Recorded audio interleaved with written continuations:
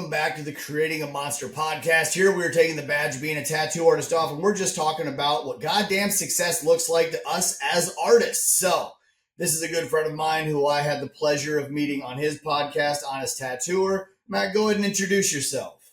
Hey, how you doing? My name is Matt Truiano. I've been tattooing for about 17 years. I'm in New York City right now at a shop called No Idols NYC. And man, I love talking about things outside of tattooing, of how we can become better artists and better businessmen. Yeah, I connected pretty well with you, I think, while we were out wandering the streets of New York there for a little while before we hopped on the podcast. I think that's what brings us to this point.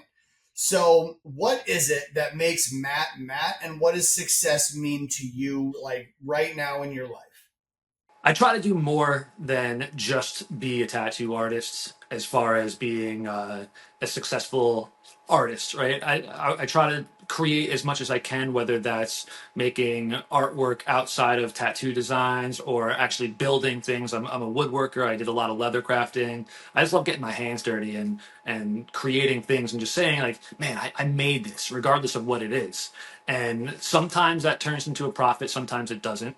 But I feel like the more that I allow myself to explore, the better as a successful person I can be, which in my mind, I guess, is just becoming happy with the things that I create and living a fulfilled life of being a creative person. I don't necessarily always think that success has to be like a defined term by monetary value. I think it could be so much more than that. Yeah, and I think that's one of my favorite conversations is a lot of artists that I talk to, and you guys hear from on your feedback from your podcast, is a lot of like the client acquisition and the monetary value of being a tattoo artist. But the one thing that I've learned is the idea of wealth transcends a dollar amount. The idea of success is not the materialism that comes with it, but the experiences that we get, you know, like the difference between money and financial freedom, the difference between your worth and your value. All of these things have different different belief systems that come with it. And so I think that's why this conversation is so important for a lot of tattoo artists to hear is success is living creatively, not just dedicating everything to the title of tattooing, but to truly just to create, you know, in all aspects of life. Yeah, totally. And you know, it sometimes can't always be as creative as you want because there are times where you have to do the thing that's going to make you the money so that you can put food on the table and provide for your family. Yeah. So it is a balance between I have to do this and this is what's going to make me happy. But I think finding that balance and being able to live your life the way that you want and be able to support yourself, it's a juggling act, but it's really rewarding when you figure out how to do it. Yeah, and do you think a lot of that comes from being creative in different mediums as well? Like, so you're not just hyper focused on one style, but like you had said, you're doing the woodworking, you're creating like sketchbooks and coloring books with your kids and all that stuff. Just being able to apply that creativity to all elements is really how it like brings it back full circle. You know, I think it's coming down to playing, really, like bringing that inner child into you and just exploring and playing and just having Yeah. fun. You know, that's really what it is. It's just having fun and having hobbies and knowing that there's more to life than just working and grinding and just being playful with it. I think it helps so much. Yeah. That's one thing. Like one of the first things I ever said, speaking directly to tattoo artists with the Force of Focus, was the need to maintain that childlike wonder. You know what I mean? Like somewhere in our timelines, people had to learn how to roll over, how to crawl, how to get up, how to walk, and then how to run. And then eventually people tell us, no, don't do that. That's not normal. Like started teaching you like societal standards of what to like help navigate you moving forward. But some of us maintained a little bit of that childlike creativity, that imagination. And Yeah. like that's really where the success comes from, I think, for the true creative is being able to live in that playful realm while still understanding the responsibilities of, in my case, being a provider, being a protector, someone who's building that family legacy, and being able to have that balance, you know?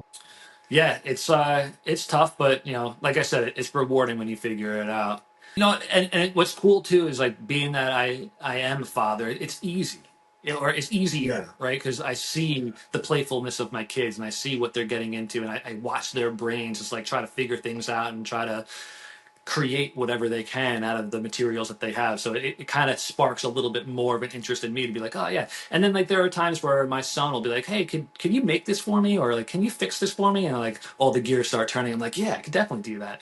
It's fun. It's a lot of Yeah. fun. And it made me really start to realize a lot of that in myself after you and I had that conversation, because sometimes you don't acknowledge those individual moments of, yes, I can. You know what I mean? And Yeah. ever since I was out there and you and I had that conversation, I really started to take a good hard look and live a little bit more in the moments of the experiences I get to have with my son. And my son is not old enough to ask me, can you make this yet? He's 14 months old, but to be able to show him like all I the think I different lost you. creative fun things that we can do together at that age creates a really good bond that I will always remember, and that is already starting to hardwire his ability of seeing life through his father's lenses, to know that anything is possible, so that he can get to that point of knowing that anything can be done, anything can be made for the most part, and that the world is your oyster as long as you can imagine it and you can believe in it. It's funny. I have a bunch of friends, and even some of the people that I work with, who they always say to me like, "Oh man, it's so cool that you know how to do this, you know how to fix this, you know how to whatever," and I was never taught any Yeah. of that thing, like any of that stuff. I'm I learned a lot of what I know how to do just watching videos on YouTube or just like observing other people do it, and I just kind of figure it out on my own. And a lot of the things that I do, if a professional were to look at it and be like, "All right, I mean that's not the best way to do it. It's creative, but it's might not be the right way to do it." But when other people outside of that world see someone like me do things like that, and they're like, "Ah, man, that's so cool that you know how to do that. I would never be able to do that." My response is like, "You Yeah. can. I mean, you absolutely can. There's nothing stopping you from being able to do that other than your will to want to learn how to Yeah. do it." And I think that's what separates me from a lot of other people, is that I have that interest and I have that desire to learn how to do other things and be creative in other Yeah. realms. Now, have you always been that way, or did you have a shift? I so I have a couple of older brothers that are significantly older than I am. Like the brother that I'm thinking of right now is 15 years older Okay. than me. So when I was younger and he was working as like he would do some like sheetrocking and side jobs and plumbing, like he would just go on and do some construction handyman jobs. And just for the fun of it, I would ask if I could tag along, and I would watch him and I would always ask if I could help. And so I think watching him do these fixer upper jobs kind of sparked this mentality in me, is like, oh, like I could work with my hands, I could do things, I could be creative. And then he was actually doing a lot of things where he was taking copper pipe and he was soldering figurines out of copper pipe, and he would make like little statues of like a guy fishing. He had like the fishing rod on, his little dog next to him, and you had like a guy skiing, and it was all made out of copper pipe. And I thought, like, oh, this is so cool to be able to create something out of an ordinary thing that you would never think of making a statue Yeah. out of. So it kind of, I just remember being little and watching him go through the world being this kind of like handyman slash artist. And now he's even still like, he comes over every now and then, he shows me these things that he's like welding these welding wires together and making bracelets and then attaching fishing lures to them, and just like being like really super creative out of these random things that you would never think of. So I think I think he's like one of the bigger influences in being creative and working with my hands. And then my aunt, who's my mom's sister, she was a painter, and she kind of introduced me into acrylic painting, and this kind of like, she would paint on things outside of paper and canvas. Like she would find a rock in the woods that looked like something, and she'd be like, "Oh man, that looks like a fox." And then she would take paint and paint the rock to look like a fox. Or she would paint like all of her screens in her house, like the screen Yeah. windows. She would paint on the screen so that when you're looking from the street into the house, all of her windows have these beautiful paintings on them. but on the inside you can't see it because it was only painted on the outside of the screen. But it's like it was so cool to see things that were made artistically outside of like the ordinary Yeah. thing. I I think that is kind of what we were just talking about is like throughout your timeline, there's these experiences in our lives that help mold and craft who it is we are, you know? And there's a lot of people out there that didn't have those experiences and they're obligated to be able to learn those valuable lessons and to get that inspiration from outside sources, you know? I was not always the ambitious guy that I am. I had to learn a lot of valuable lessons the hard way. I had to have major shifts in my life to get to the place that I am. But now I am at the point where the world is an opportunity to create in any aspect, whether it's creating my tattoos, doing my airbrush, building stuff around my house, working with my business partner at Legacy to like we're creating these elaborate epoxy pours that we can backlight with LEDs. So that's just going to be a lot more of the like the artistic feel for our private studio. And it's like it's so much fun because I'm more of a child now than I was in my adolescence, in a sense. You know, like when I grew up, my mother and my father were both like military government based employees, and so they were present, but I was always that kid that didn't feel aligned. But my dad did illustrations for local authors, so as long as I wasn't a dickhead, he would sit down with me and show me how to draw. He would sit down and teach me like color concepts, color theory, and we would just put up my Ninja Turtle and my GI Joe figurines and he would show me how to draw them. So that was my reward. Yeah. So art always became a reward system to me. And so when I looked at it as that, then I still had the rest of my life that I had to deal with this disattachment where art was always the reward. But now I've been able to come to the conclusion that as long as my life feels fulfilling and rewarding, then everything I do can be art. It can all be creative. And that is how I create success is whether you put a dollar value on it or you just take a reward and an experience with you from it, then everything in your life will continuously navigate you towards, I guess, your true north to know that you're fulfilled and you're experiencing the value. What's cool too is like there's so many things that you could find as being art, right? Right. Like as you were talking about this, I don't know what made me think of this, but there's a page that I came across on Instagram not that long ago. Was this woman just showing how to fold laundry? And I was like, this is incredible. Like just the way that she's folding laundry in all different ways and showing like how she can organize her drawers and organize her closet. Like this is art. This is so great. And I was blown away. I wound up doom scrolling through all of her posts and learning how to like fold a fitted sheet because that's the most hardest thing that nobody knows how to do that, right? Now my wife's like, oh, can you fold this fitted sheet for me? So I think that just being able to find little things in art in life that are art, I think it's super helpful. Yeah, I found those pages. I've tried it. Never comes out the way it does on the videos. I've been down that rabbit hole. But so okay, when it comes to like your present experiences, everything that you're doing, living in the moment, do you have a vivid vision of what you want it all to look like? Like, do you have this dream life that all of this creativity, all of these experiences, all of this reward, what it can become in the future? Or are you just going through the motions, loving every experience and allowing the universe to kind of just create it for what it will become? Yeah, I'm totally just living in the moment. I've never been a future Yeah. planner.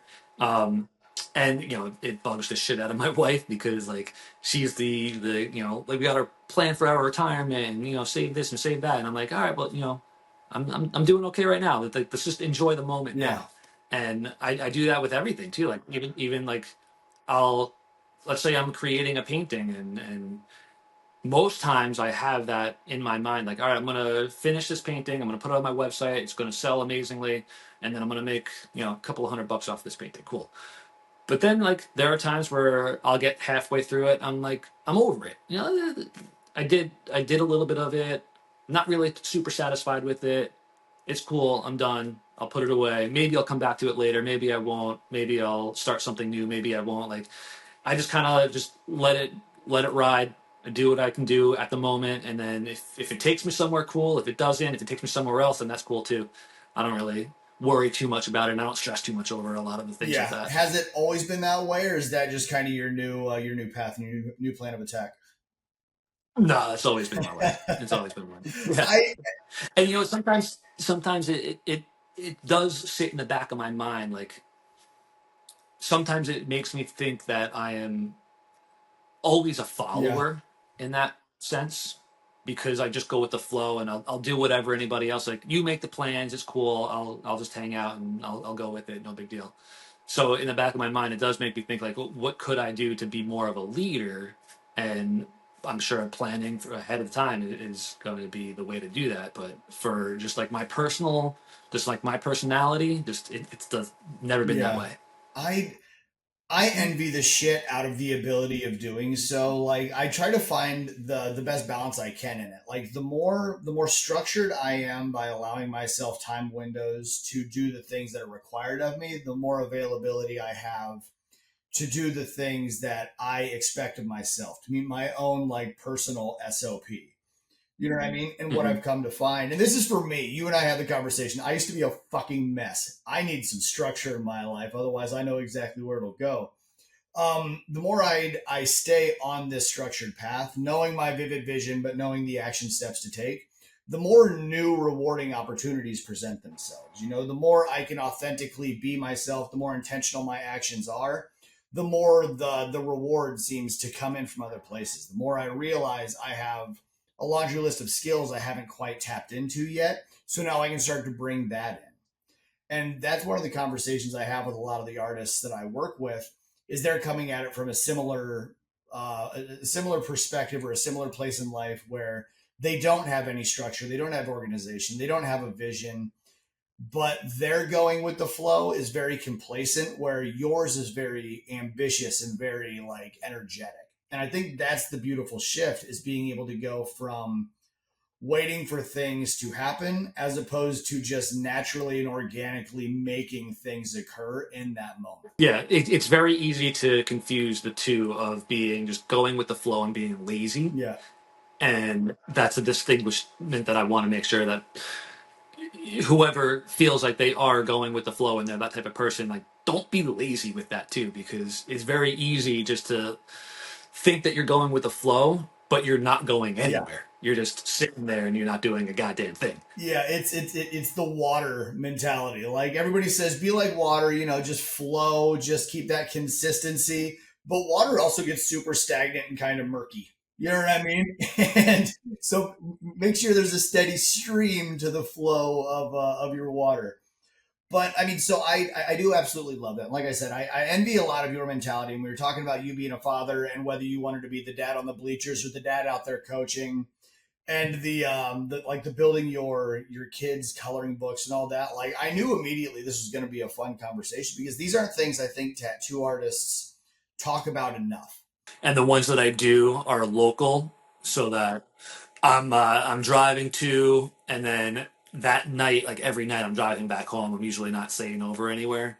Just easier for my wife and kids for me to be home every night. So, but even before I had kids, I was kind of dying down on the desire to do conventions anymore anyway. So I partly use them as an excuse, but it's also just like it's in me. Like I just feel like I don't have it in me anymore. I feel I don't know. I'm getting older. Just something about it. Just it's not the same to me anymore. But the ones that I do, I do enjoy going to them. I just Friday, Saturday have a good time, and by Sunday I'm like, oh man, I'm over this. Yeah. Well, and I think like we all come to a point in time, like a lot of the allure for conventions, we think it's going to be winning the award, but it really boils down to the networking. You Yeah, know, like just getting to know people, like shaking hands, shooting the shit with other artists you don't normally get to like hang out with or get to pick their brains. And that's what's, I think the shift for me has been by doing podcasts with you and John, by doing the other ones that I've done previously and the ones that I'm going to do. That is such a different form of networking. It's so many, it provides so many other opportunities to get to know other artists, to really get to know what they've been through, to get to know where they're going, to know what strategies and techniques and even lifestyles they maintain. Because we were saying, like, some of the best artists we know behind the machine are monsters. Outside of the studio are also fucking monsters. You know what I mean? yeah. And at least like this way, that's kind of where I am. Like I do more conventions for the Force of Focus than I do tattooing anymore, solely because of the impact, the intention behind the work that I do now. And it still comes with the necessity of that networking to be able to have those big ticket conversations where I used to love to just hang out, shoot the shit. The after the convention parties were as fun as like entering my stuff for awards. And now this just seems so much more aligned with where I am in life. Like you said, I'm getting older. It's exhausting, but it's so much more tiring to talk all day than it is to tattoo all day. I'll be honest. Yeah, I can see that. The issue that I see happening though is that people are saying that it's easier just to have a conversation on a podcast, or if you're trying to get information on what's the new techniques, there's millions of people putting out videos of stuff like that every day. Where is the professionalism in some of that, right? Like Yeah. some of these conversations that you're having with even just like in the comments of a video, let's say somebody showed a technique and now there's millions of people in the comments saying, oh, that's not how you do it, or yes it is, that's how you do it. Like, Yeah. how do you know? And who's to say that the person creating the video is trustworthy? Because you probably don't know who that person is either. You probably just randomly saw that video as you're scrolling through Instagram. So the in-person convention talk and hanging out, networking that way is still super valuable, because at least you Yeah. see face-to-face who you're talking with, and you could appreciate like the professionalism that they have, whereas you don't really get that on just a faceless Instagram account. Yeah, and I think that does shine a light on the fact that nowadays, I mean, anybody with a YouTube and Amazon Prime account and an Instagram handle that says tattoo in it can give you really good or really bad advice. And how do you know which is which? Yep. Especially if you're coming into it looking for the best advice, you can be getting steered down the wrong direction really quickly. And I think that's kind of one of the important things of the way you guys do your podcast, the way I run my community. And there's a lot of other valuable like ways to gain that information by knowing it's coming from the right source. But again, you will never learn, especially as a creative, any better than in-person actual like application and really getting to know it with a hands-on approach. Yeah. One account that comes to mind right now that I see pop up very often is this guy. He's making himself known that he doesn't know what he's talking about, but all of his videos, like he sells it, like he's really giving professional opinions and professional advice. And a lot of what he talks about is how to make fine line tattoos pass the test of time. And when people in the comments are like, bro, you don't even know what you're talking about, like everything that he's saying is dead wrong, he'll then come back and respond like, oh yeah, I know that I'm still learning. This is how I learn. That's great that you're learning, but don't tell the people who are also trying to learn what you're doing Yeah. as sound advice. And he sells it really good. Like he sounds like if I didn't know what I was listening to as false, I would believe him. Yeah. And I'm sure that a lot of people are, because he's got a decent following too. Yeah. Well, and I think a lot of that comes from he's searching for the quick gratification. There may be some humility to it by his, this is how I learn. But the reality is you're also steering a lot of people down a dark path. That's why I've always had a chip on my shoulder for learning things like tattooing from YouTube, because you can't vet the information and you're just trying to absorb as much as possible. But that can lead you down the wrong path. It can create a lot of bad habits, which is why I have such a stance against like module programs where you just kind of pay in to watch these videos and hope it's going to be relatable, but there's no real results, or it doesn't apply to your life. Or, I mean, so it brings, because there's a comparison here, because the 10 Masters program, which, I mean, I'm going to say their name because amazing art, amazing information. It's just about knowing where the artist who's coming in is in their career to know they can apply those practices. Mm-hmm. And I've found a lot of value. I've joined every community I possibly can because I love that information. But sometimes there's a vetting process of who you are and where you are as to what information you should be gaining, because there's definitely a domino effect that needs to occur. You can't just jump all the way to the end and start learning proper pet textures when you're still learning most of your line. I feel like I sound like a hypocrite right now because just a couple of minutes ago I said that I learned a lot woodworking and leather crafting based off of YouTube. But I think that there's a level of permanency, right? Like and health and safety also that goes along with Yeah. it. Like right now, for example, I just bought myself a charcoal grill. Never used charcoal before, so now I'm watching all these videos how to make a perfect steak on a charcoal grill. And the first few I fucked up pretty bad, right? But there's no like, I don't even know the word I'm looking for. There's it's not that big of a deal, right? Like you fucked up a steak, whatever. You either eat it and you're grossed out by it, or you throw it out and start over again. It's not that big of a deal. You're not ruining someone's life doing that way. There's no safety issues with that, unless you feed like a raw steak to somebody. But you know better not to do that. But with tattooing, there is this level of responsibility that you have to make sure that you're being safe. You're not going to scar up the person that you're tattooing. You're not going to give them something that's irreplaceable, or just you can't fix it, you can't laser it, you can't cover it. Like there are these levels to it that you have to be super responsible for, and the people who are giving this information online, you hope that they're giving you the right information. Yeah, and I think that, like, you just hit the nail on the head, because yes, people are giving poor advice on tattoo application, but also what they're doing is they're diluting the importance of the responsibility of a good, well, practitioner of tattoos, and all of the knowledge that's necessary to ensure, like, there's no chance of infection. You're not going to be like scarring people up. You're not going to be damaging the skin to a point where it's an irreversible issue. Like, there's so many other things that come with the responsibility of a tattoo artist to be able to produce the most quality product.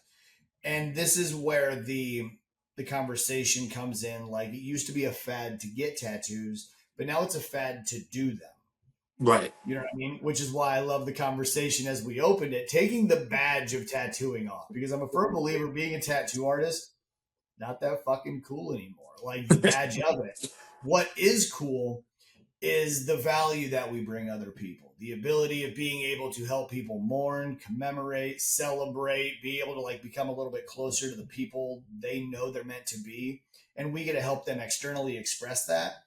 That's where the responsibility comes in. Like, if I'm producing dog shit on mom's couch after double fisting Pop Tarts because I had to get my best friend's girlfriend in because she wanted a quick tap, bro, I'm not really giving that as my product. There's something to say about that too, like how much of that person that you described are they actually tattooing to the point where it affects the overall industry. And I question that sometimes because there was a guy that was working not that far from where I learned, and he was tattooing out of his shed. And when I first heard about him, I was like, all right, he's in his shed. Who's he tattooing? The five buddies that he's got? Like, who cares? No Yeah. big deal. And then years would go by, and I would constantly be hearing about these people who got tattooed by this guy in his shed. And they would show me the tattoo that they got. And sometimes they were halfway decent. And I was like, man, this guy's like actually making a name for himself, tattooing with a can of gasoline next to him, like with just dirty rakes and everything inside of his shed. It's so gross. And it really makes me question, like, how many of these people who are doing halfway decent work in unsafe environments and actually creating a name for themselves and tattooing like lots of people. Yeah. Like, how far is that expanding? It gets pretty nutty. There's a few ways to peel that onion, at least from my, like, opinion, because nowadays I don't really care how you learn. There's so many different variables. I mean, you could be a YouTube educated guy, you could be a kid, like a real apprenticeship, conventional education kind of guy. You could have learned in prison, whatever. As long as your ambition is to get yourself out of that starting stage and learn the valuable lessons to become the professional, I celebrate that at this point. I'm not going to be the guy on my high horse saying, if you didn't do a conventional apprenticeship, fuck yourself. because Right. it's just unrealistic now. But like you had said, years had gone by, and he's still using the same can as gasoline as his tattoo chair. And I think that is where the problem does come in, and it really doesn't affect us as artists, but it does make a nasty impact on the community or the expectations thereof, or the concern of infection or worst case scenario bloodborne pathogens. You know what I mean? Because if his environment's unsanitary, what's his setup and breakdown? What's Of course. his like all those things? When I first came into tattooing, a guy told me, he was like, he's like, I know everything about my sanitization. It doesn't matter if I'm tattooing out of my house. I even boil my needles. I said, you do what now? Pot on the stove, boiling needles was his sanitization process. And I mean, this was 17, 18 years ago. And that, I mean, that was house industry standards. Like, that's a shame. You know what I mean? It's things like that that are still being kind of distributed. And I'm sure they're being shown on social media now, because back then, MySpace at best, you know? Things like that also open up the doors And for other people who are like, well, why am I going to pay a percentage to a shop if I could just do it out of my house? All these other people are doing it and they're doing fine, right? Like yeah, it opens up a big can of worms. yeah. Well, and I think this circles back to the original conversation. What does success mean to those people? Or is it even a matter of success, or more a matter of the badge and the clout that comes with saying you do tats, bro? I You know always what I like to mean? That give people the benefit of the doubt. And I would like to believe that those yeah, people just want to do art in with the tattoo in their hand. And they don't necessarily want to make a right. career out of it. Maybe they do, but I want to say that they probably just want to just like they can pick up a sketchbook and draw at their home when it's convenient for them. They want to do the same thing just with the tattoo machine. So I want to believe that those guys are artists at heart. They don't want to make a career out of tattooing. They just want to be able to do a tattoo whenever they can, and just that be the end of it. Hobbyist. What's that? A hobbyist. Yes, exactly. Yeah. And that pisses a lot of professional guys off who spent years learning how to perfect their craft and went through a brutal apprenticeship just to watch these other guys just do it as leisure. But um, I could see the want to be able just to do a tattoo every now and then and not have to worry about anything else outside of like shop etiquette and being a certified tattooer with a Yeah. license and all that. Like it comes with a lot if you just want to do a tattoo just to make an artwork on somebody's skin. You're like, hey, look, I did this. Like, I understand it. I don't necessarily approve of that, but you know, I can see why people would want to do it. You know, if you really want to be an optimist about it, look at it like this: it's job security for the professionals, because we're inevitably going to have to get better at cover ups. You know what I mean? Yes and no. I mean, I think that I think those people who are willing to go to the guy in their shed don't really care about the outcome of the tattoo. They just want to be tattooed. Yeah. I'm sure, yes, there are some people who expect more, and then when they finally get the tattoo, they're like, oh man, I made a bad choice. Yeah. But I want to believe that that's few and far between. I think that most of the people who are willing to go in some guy's shed in the dark in the backyard, they don't really care what that tattoo is going to look like at the end. That's fair. That's fair. But yeah, I mean, I think so. One thing that I do realize though is a lot of artists, they do get frustrated with, they do get jaded. I mean, and I carry some resentment because I've dedicated 20 years to one career path. You know what I mean? So yes, it's a little undermining, but personally, like you said, it doesn't fuck with my like momentum. It doesn't fuck with my business at all, because we're all offering different services. We're all offering different products. We're all on different levels, and the quality of client that you want to achieve, that you want to be able to acquire, is probably not going to find themselves in a shed. They're going to find themselves doing the research and knowing who is going to be most suitable for that art. So it doesn't really affect us. I think it's just the frustration of how prevalent it is. Yeah, because I mean, let's be real. I would say most, if not all, realism tattooers aren't looking at an image and then drawing it realistically. They're tracing it. They're creating their Yep. stencil based off of an image that they're just laying on top of and tracing it. So the artistic ability to be able to do that, in my opinion, is not as great as if you were, let's say, a new school guy and just drawing something, looking at reference, recreating, reshaping, things like that. Yeah. Yeah. Um, Or even like Pooch.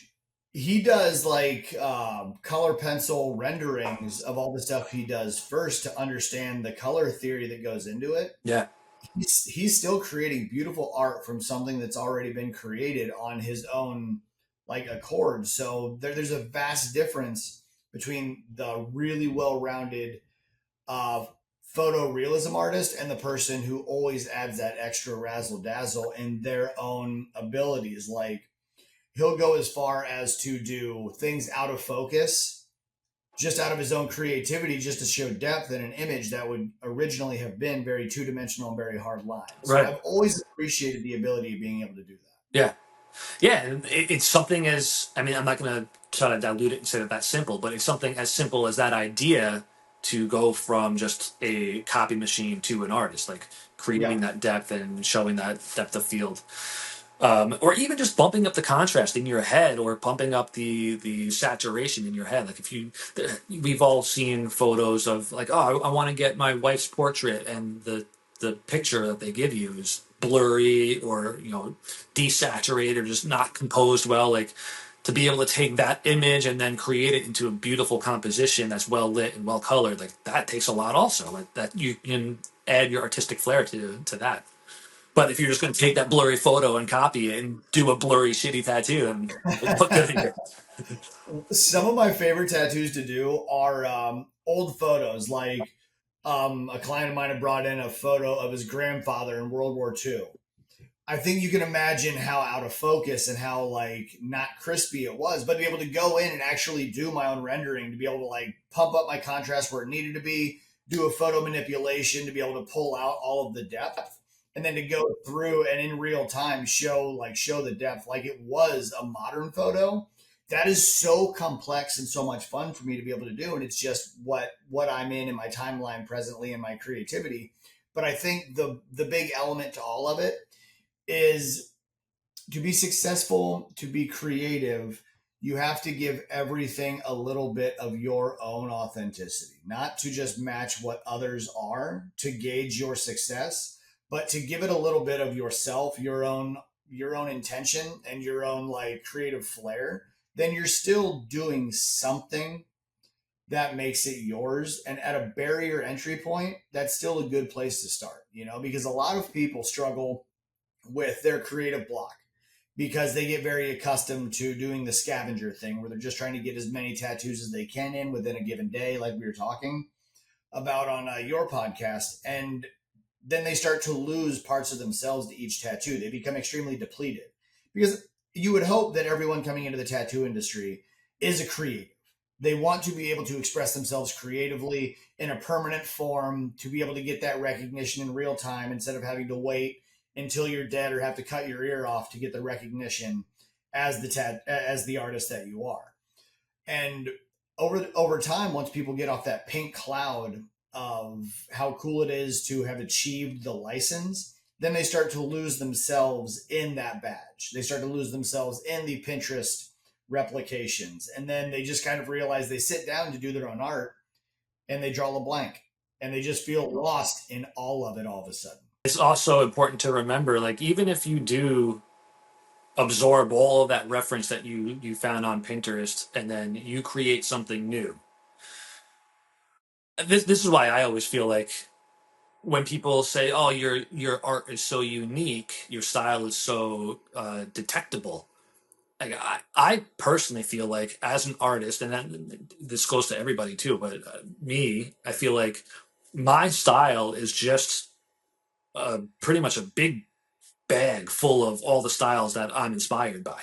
But yeah, like I don't know, like you were saying, like it's very easy to kind of get lost in seeing so much information, and then when it's time to actually put pen to paper and you're like so blown. You're like, oh man, I Yeah. don't even know where to And start now. it comes back like one challenge that I run with the force community is first draw what you want to do based on the Pinterest image and maintain excitement through that conversation to ensure the fact they see that this is a much more well-rounded idea for a long-term piece of art to wear. If they still tell you to fuck yourself, okay, at least you tried.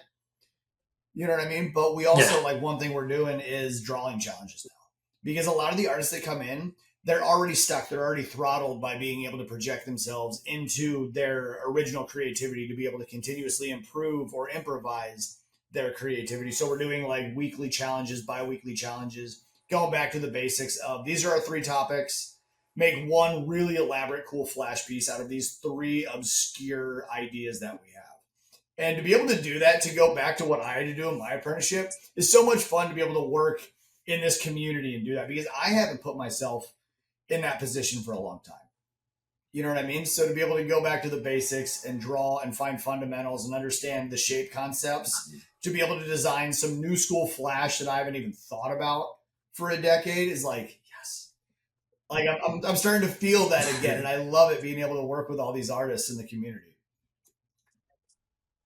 Man, art challenges are so much fun. There's a game. Do you remember Mike Can put out a game years ago? I want to say this is going back maybe like 10, 15 years ago.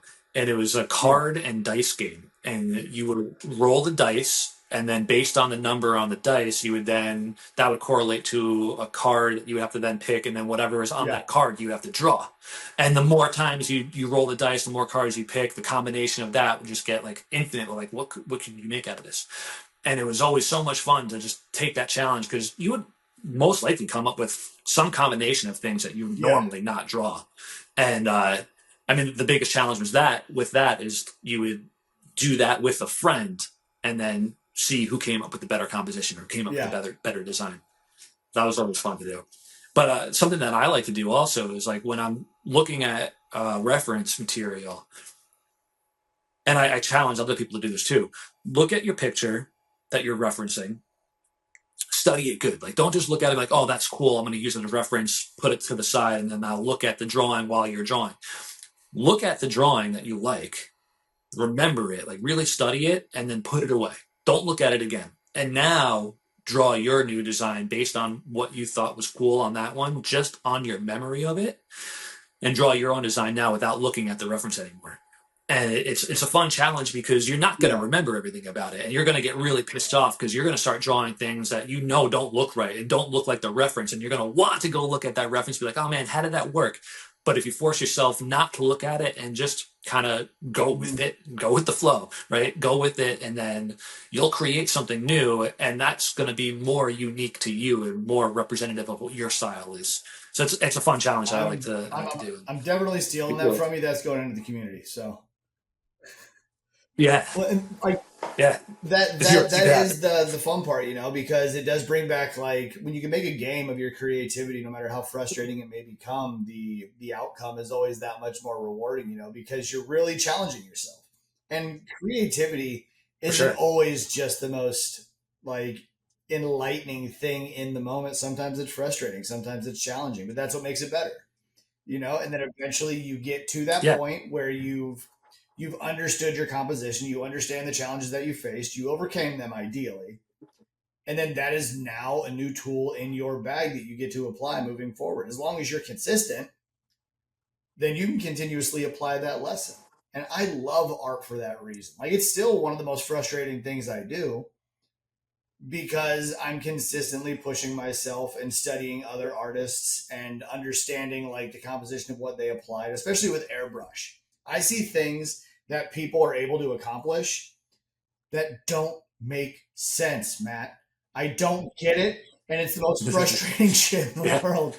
But I'll be damned if I don't learn how they were able to create that color concept or something so fine lined, or to be able to add in textures like the most micro freckles or even hair follicles and shit. Like it's beautiful. Some are obviously very large scale. Others are actually pretty small and micro. And obviously, with that, it's all about the needle size you use. But still, Yeah. I mean, like the depth of hair follicles when it's zoomed in on just like the eye and bridge of your nose to be able to get in there and do that is it's magnificent. Yeah. Airbrushing is tough, man. I gave that a whirl for a little bit. And it was one of those things where I was more turned off by the setup and cleanup of airbrushing than it didn't make it fun for me anymore. Yeah, So no, that was short lived for me. that was my excuse. Was I stopped doing acrylic and oil because I hate to watch paint dry, Yeah. and I loved airbrush because I can get it done fairly quickly without having to do the waiting process. But I need to dedicate time because I do not want to set up and break down an airbrush. I don't want to break it all apart, clean it all the time, realize there's a little micro chunk of paint stuck in there, and now it just goes all over Yeah. my painting. So yeah, there, wins and losses, man.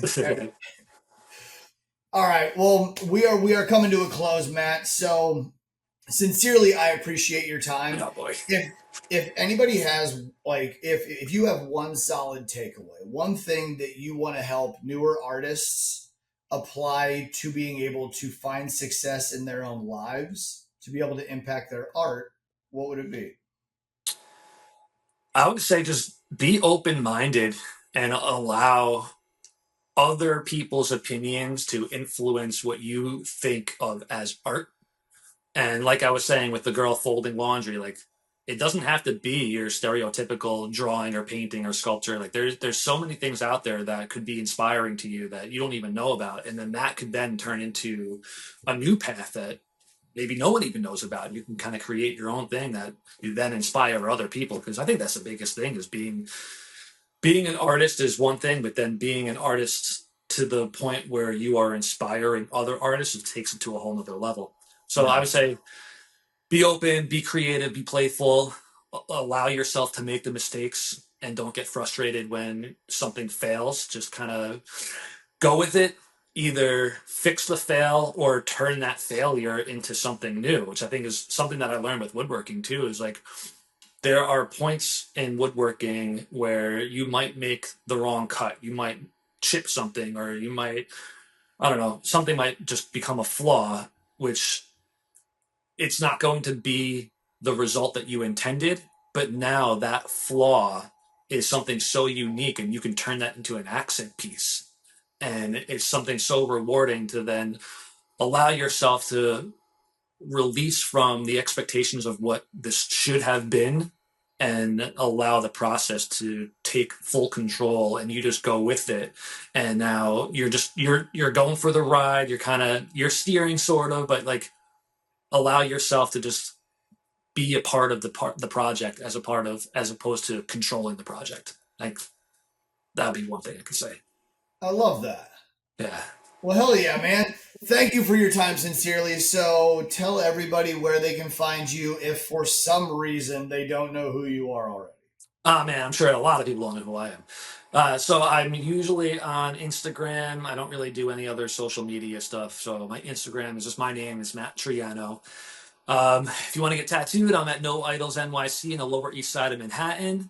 And I sell a lot of prints. So if you're interested in some Art Nouveau styled artwork, you can go to my website, which is matttriano.com, and then you'll see my prints, my tattoo work, and hopefully you can find something that you like and make a purchase. Appreciate you, Matt. We'll definitely drop all that here in the comments below. Sincerely, thank you everybody who pays attention to The Force of Focus, to Honest Tattooer, and to Matt. But most of all, like, share, and subscribe to this podcast. We're trying to create as much momentum as humanly possible. We will see you on the next one.